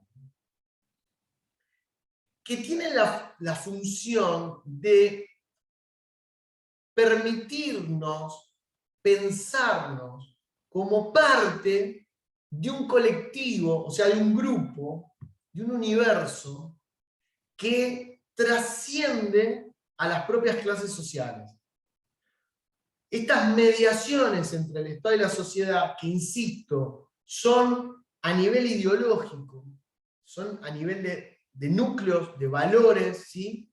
Que están por encima de las clases, nos permite mirarnos como miembros de una comunidad política. Somos parte de una comunidad política gracias a esas mediaciones.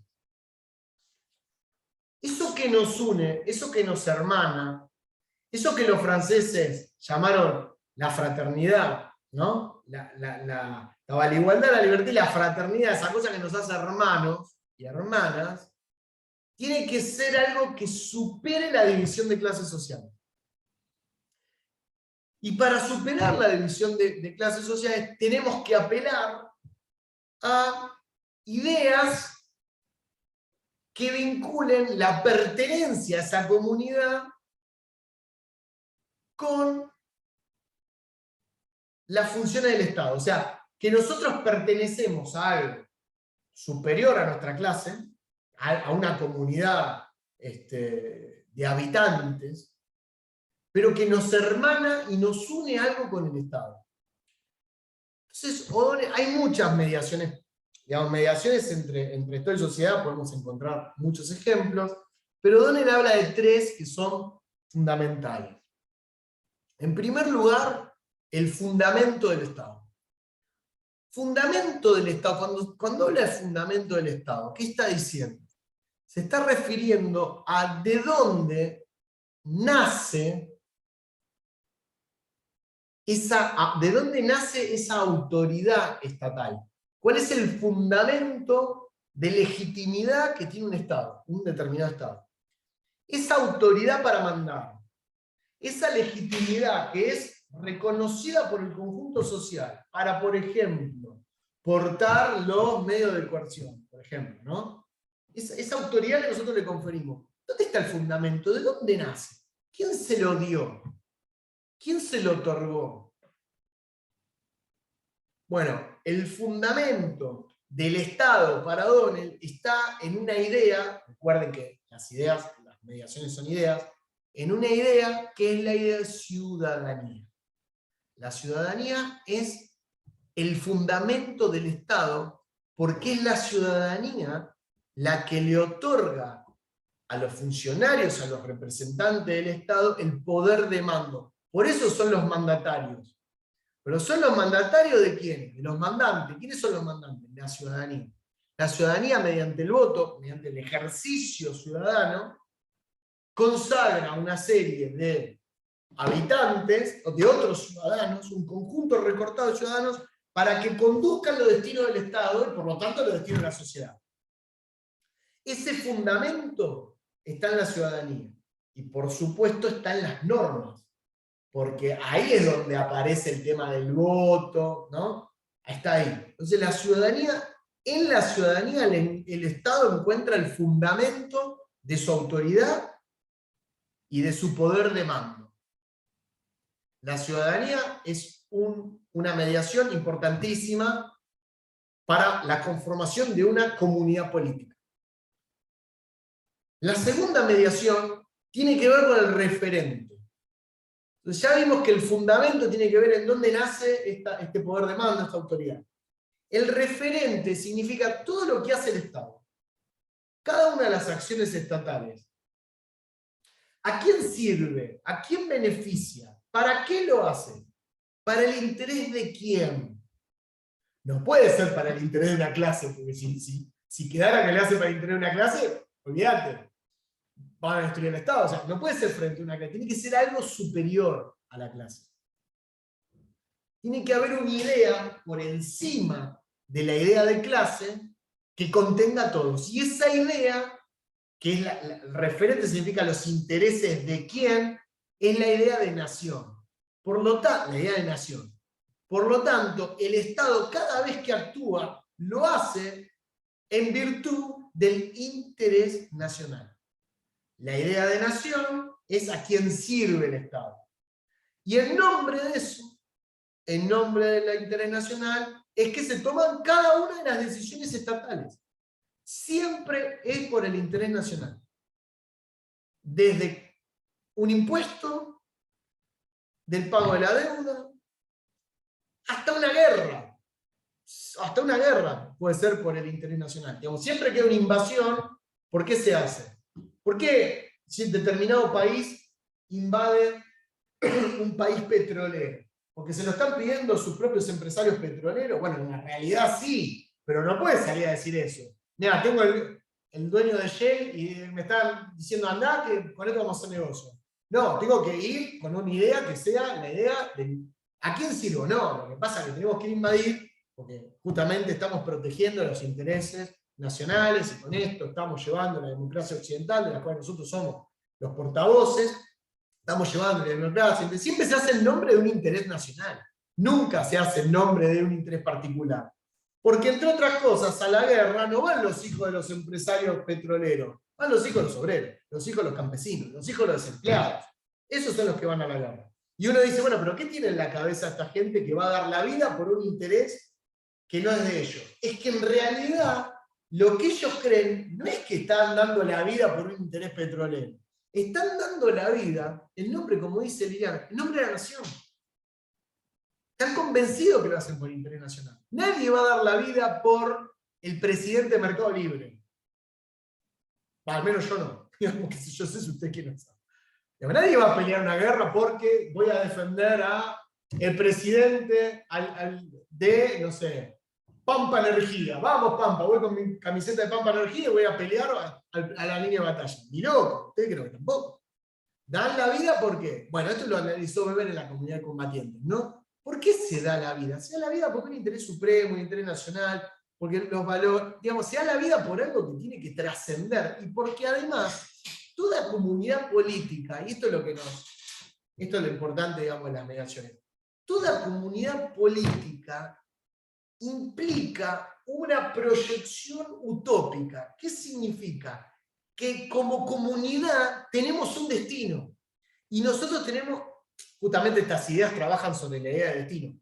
Nosotros nos imaginamos con un destino, todo lo que hacemos lo imaginamos en pos de, para nuestros hijos y nuestros nietos, pero no los hijos y los nietos propios, sino me refiero a los hijos y nietos del país, de la nación, ¿no? Lo hace el destino de la Argentina, el destino de grandeza, siempre se habla de la Argentina de la Argentina granero del mundo, de que siempre fue un destino de grandeza, de que siempre la libertad, ¿no? Y en realidad lo que está escondiendo eso son posiciones de poder de algunos sectores de la clase dominante que tenían los intereses oligárquicos puestos en la exportación de lana, de cereales y de carne.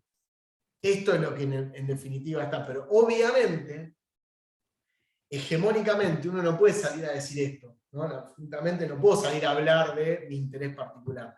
Tengo que salir a hablar de un interés general, para poder convencer a quienes no están involucrados en mi interés particular de que tienen que pelear por ese interés general. ¿Cómo lo hago? Con las ideas de nación, con las ideas de ciudadanía, con la capacidad que tiene el Estado de poder crear símbolos propios, símbolos nacionales, y poder adorarlos, puede ser la bandera, el escudo, el himno, ¿sí? Tener, digamos, símbolos que representen esa idea de nación. La tercera mediación, y ya la última, es un poco ambivalente. La tercera mediación tiene que ver con no la idea de nación, no la idea de pueblo, perdón, no la idea de nación, no la idea de ciudadanía, sino la idea de pueblo. La idea de pueblo es una mediación que la función es distinta según la sociedad a la que nosotros estemos mirando o analizando. Digamos, la eficacia política de la palabra pueblo es disímil, es distinta, y tiene funciones totalmente distintas según en qué lugar la pronunciemos, o según en qué sociedad la estemos pronunciando.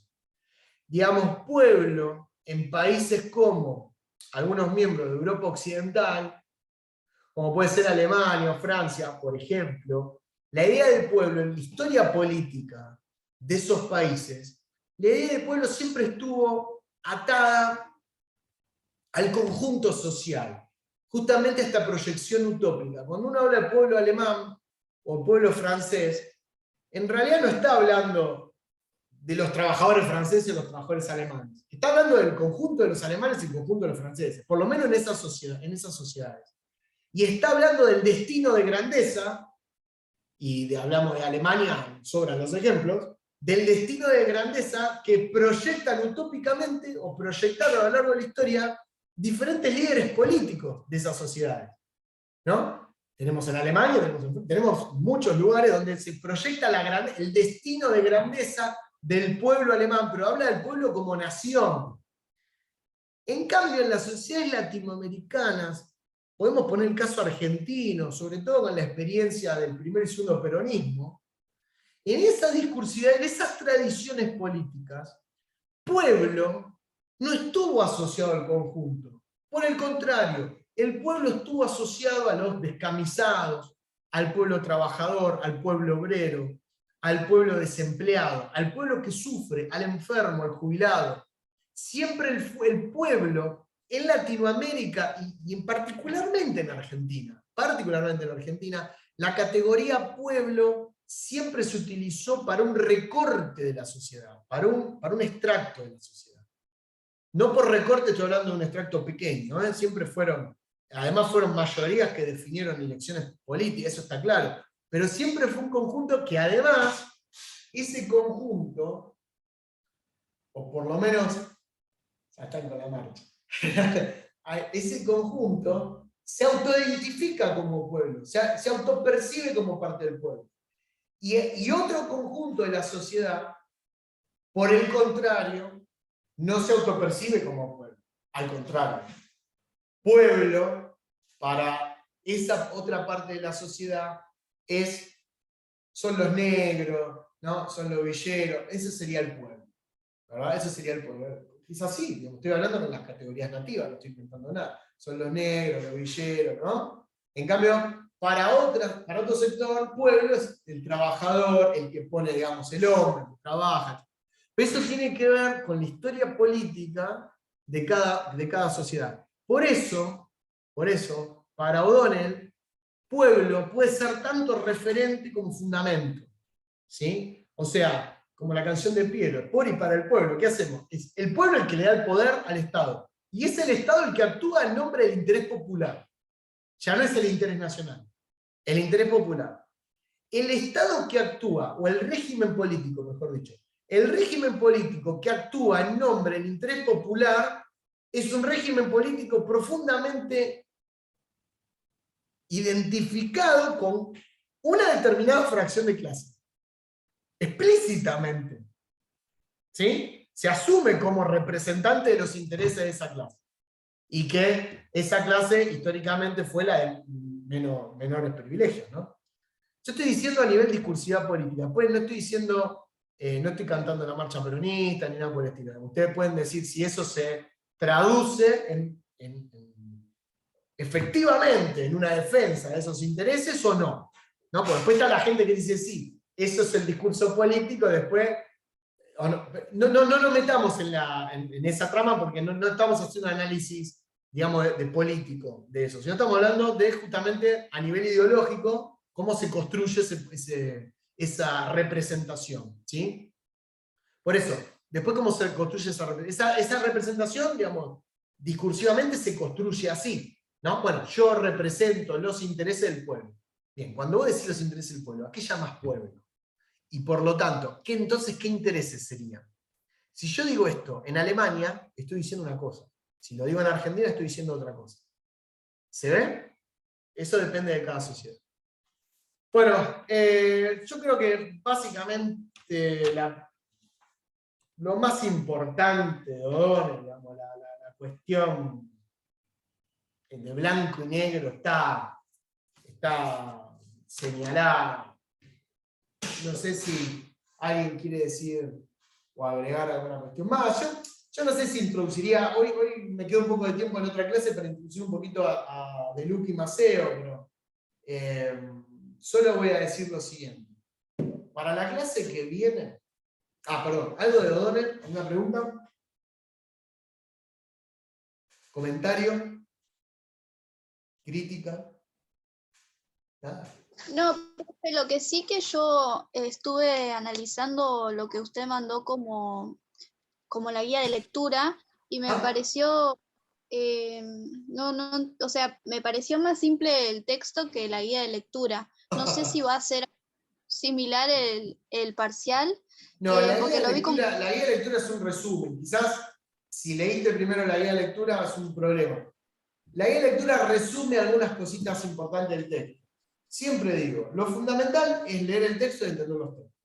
Si te es más fácil no leer la guía de lectura y leer directamente el texto, hacemos. Lo que sí, no admito lo contrario, que no se lea el texto y que se lea solo la guía de lectura. O sea, la prioridad siempre es la lectura de los textos. No, yo te lo digo por vos, Macarena, ya sé. Sí. Pero lo digo en general, digamos, ¿sí? El texto es lo primero que hay que leer. Después puedes, por ejemplo, googlear, buscar en internet, buscar, digamos, la fuente que más te sirva a vos para poder reponer o entender aquello que no haya quedado claro. Incluso las clases yo las subo con ese sentido. Yo la grabo la clase. Puede ser que la clase me mande cosas que después tenga que rectificar. Pero la clase la subo para eso, para que puedan volver a repasarla, si algo no quedó claro. Los recursos de estudio están a su disposición, como siempre, la lectura de las cosas, buscar en internet, como hoy hablábamos, que tienen internet, se deduce que lo tienen porque están ahora conectados, pero busquen todo lo que sea, tengan los grupos de WhatsApp, pásense la información entre ustedes, para eso estamos, para eso son un grupo de estudiantes, ¿no? También la solidaridad, si alguien tiene un texto y lo necesita, compártanlo. No sé, realicen preguntas en los grupos de WhatsApp si entendieron tal cosa.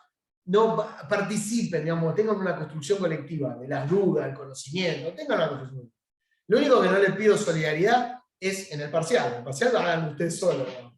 Pero después en el resto de lo que sería el estudio, por supuesto que son libres de elegir cualquier fuente, para el pueblo lo que es del pueblo. Si lo hacen solidariamente, el parcial, después yo voy a dividir la nota también solidariamente entre la cantidad de personas que hicieron el parcial. Así que no sé si les va a convenir mucho. Profe, sea solidario con el parcial. ¿Cómo? sea solidario en el parcial con las Sí, la preguntas. verdad que sí. Yo estoy en contra de la nota. A mí no me gusta poner nota, no me gusta tomar examen, todo, pero ¿sabés que soy primero ante todo? Obediente de las normas, como lo expliqué hoy. Y como las normas dicen que hay que ponerlo, hay que obedecer, más allá de las preferencias. Pero viste que nosotros estamos en un estado de dominación legal, y al ser dominación racional legal, obedecemos la norma, como dice Weber, y hasta tanto el estatuto de la universidad no cambie, yo voy a tener que seguir tomando examen y poniendo del 1 al 10. Esto es así. ¿Algo más de O'Donnell? ¿Se entendió O'Donnell? Me van a dar un infarto. ¿En serio se entendió O'Donnell? ¿En serio se entendió todo? Hay un recuperatorio. A Bueno, lo sumo para mí, bueno, profe, sí. perfecto. En la lectura no había entendido mucho, pero ahora cuando usted lo empezó a explicar es como que los conceptos empezaron ahí de a poco A a fluir un consolidar. poco. Bueno, para Sí, eso es la sí, clase, obviamente, ¿no? Bueno, ya estamos terminando. Solamente decirles que. Muchas gracias, muchas gracias. Lean 2 textos para la clase que viene. Uno era el que ya tenían para leer. O sea, en realidad lean uno. El de Luque y Maceo, el de Susana De Luque y de Miguel Maceo está bueno. En primer lugar porque es corto. Y para la unidad 1 solo va de la página 17 a la página 25. O sea, no tienen nada para leer. Son penitas. Tienen 4 o 5 conceptos que son los más importantes en ese texto. Lo voy a explicar bien la clase que viene, pero para ir adelantándoles. En primer lugar, régimen de acumulación. En algunos autores también, como sinónimo, ponen modelo de acumulación. Está bien, no hay problema. Lo tomamos como sinónimo. Pero por favor no se confundan con modo de producción. Son 2 cosas distintas. Una cosa es el modo de producción, otra cosa es el modelo de acumulación. O régimen de acumulación. Ese es el primer concepto. El segundo concepto es el de régimen político. Y a mí lo que me interesa es que puedan relacionar régimen político con régimen de acumulación, como parte de un mismo sistema, ¿sí? O sea, no solamente las relaciones sociales de producción, sino también las relaciones de dominación, que son las relaciones políticas. Entonces, al analizar el régimen de acumulación y el régimen político, vamos a poder entender las diferentes etapas o los famosos modelos de acumulación imperantes a lo largo de la historia argentina. Por ejemplo, el modelo agroexportador, la primera etapa del modelo de industrialización por sustitución de importación, la segunda etapa del modelo de industrialización por sustitución de importaciones, el modelo de valorización financiera, etcétera, etcétera. ¿Por qué? Porque estamos entendiendo como un conjunto razonable lo político con lo económico. Entonces, cómo determinadas relaciones sociales de producción pueden llevarse adelante si existen determinadas relaciones de dominación o régimen político que amparan ese funcionamiento. Entonces voy a decir, bueno, en el modelo de acumulación agroexportador vamos a ver un determinado régimen político, o sea, un determinado comportamiento del Estado argentino que, por ejemplo, ¿no? que facilitaba la acumulación de capital mediante la exportación de productos primarios. En la década del 40 y 50 vamos a ver un determinado régimen político, no importa el gobierno, ¿no? Después vamos a ver quién lo lleva adelante, pero un determinado régimen político que posibilita mediante sus acciones la conformación de un ámbito de acumulación en torno a la industria. Entonces vamos a ver que en la primera etapa era la industria nacional y el conjunto de trabajadores, en la segunda etapa vamos a ver que es la industria extranjera, el capital extranjero. En la valorización financiera vamos a ver que son los bancos, digamos, los actores privilegiados, los bancos y las empresas multinacionales. Van a ver cómo existen fracciones del capital que en determinada etapa histórica se transforman en sectores dominantes. Y esa transformación de algunos sectores del capital en sectores dominantes, ¿no? En sectores más dinámicos de las clases dominantes, es posibilitada por el régimen político vigente en cada momento. Y eso es lo que me interesa, es esa simbiosis, esa relación es lo que me interesa que entiendan. En otro orden de cosas, las dimensiones del Estado, que también las nombra De Luca y Macedo. Las tres dimensiones del Estado, la dimensión instrumental, la dimensión estructural y la dimensión política. Yo se los voy adelantando como títulos, pero lo vamos a ir viendo en la clase que viene. ¿A qué se llama dimensión instrumental del Estado? ¿A qué se llama dimensión política del Estado? ¿A qué se llama dimensión estructural del Estado? Y por último, así como gran condensado, los atributos de estatidad. Se llama así, no lo inventé yo. Los atributos de estatidad, es decir, ¿cuáles son las características fundamentales de un Estado para que éste sea reconocido como Estado? O sea, ¿cuáles son las características que a un Estado lo hacen ser Estado? Eso se llama atributo de estatidad. Hay 4 atributos fundamentales de estatidad, eso también lo vamos a hablar en el siguiente. Y eso es en cuanto al texto de De Luca y Macedo. Por el otro lado, como seguramente el tiempo nos va a sobrar, vamos a ver el último texto de la unidad 1, que es el texto de Calderón Vázquez sobre desarrollo y los paradigmas del desarrollo, que es un texto largo, pero es un texto buenísimo. También es un texto buenísimo, porque va a hablar de las diferentes concepciones de desarrollo. Desarrollo de una concepción económica, va a hablar de la historia conceptual del desarrollo y las diferentes escuelas o paradigmas que se construyeron alrededor de la idea de desarrollo. Está buenísimo, el texto está buenísimo. La verdad que está bueno. Se llama Calderón Vázquez. Francisco Calderón Vázquez. Un autor español. Muy buen texto. Eso lo vemos tanto de Luca y Macedo, en la página 17 a la 25, como de Francisco Calderón Vázquez, la clase que viene. Si no alcanza, veremos la clase que viene y la siguiente. ¿Alguna duda entonces? ¿Comentarios? ¿No? Bueno. Espero que les haya sido leve. Estudien, lean. Y bueno, nos vemos entonces. Yo entre hoy y mañana voy a subir el video al canal para que ya lo tengan para revisar. Bueno, así que nada, nos vemos, que tengan una buena semana y nos vemos el martes que viene. ¿Sí? ¿Ok? ¿Está cortado? ¿Se ve? ¿Se escucha? Chao. ¿Sí? Ok. Bueno. Sí, está bien. Okay. Chao chicos, nos vemos la semana que viene. Chao. Chao, chao. Nos vemos.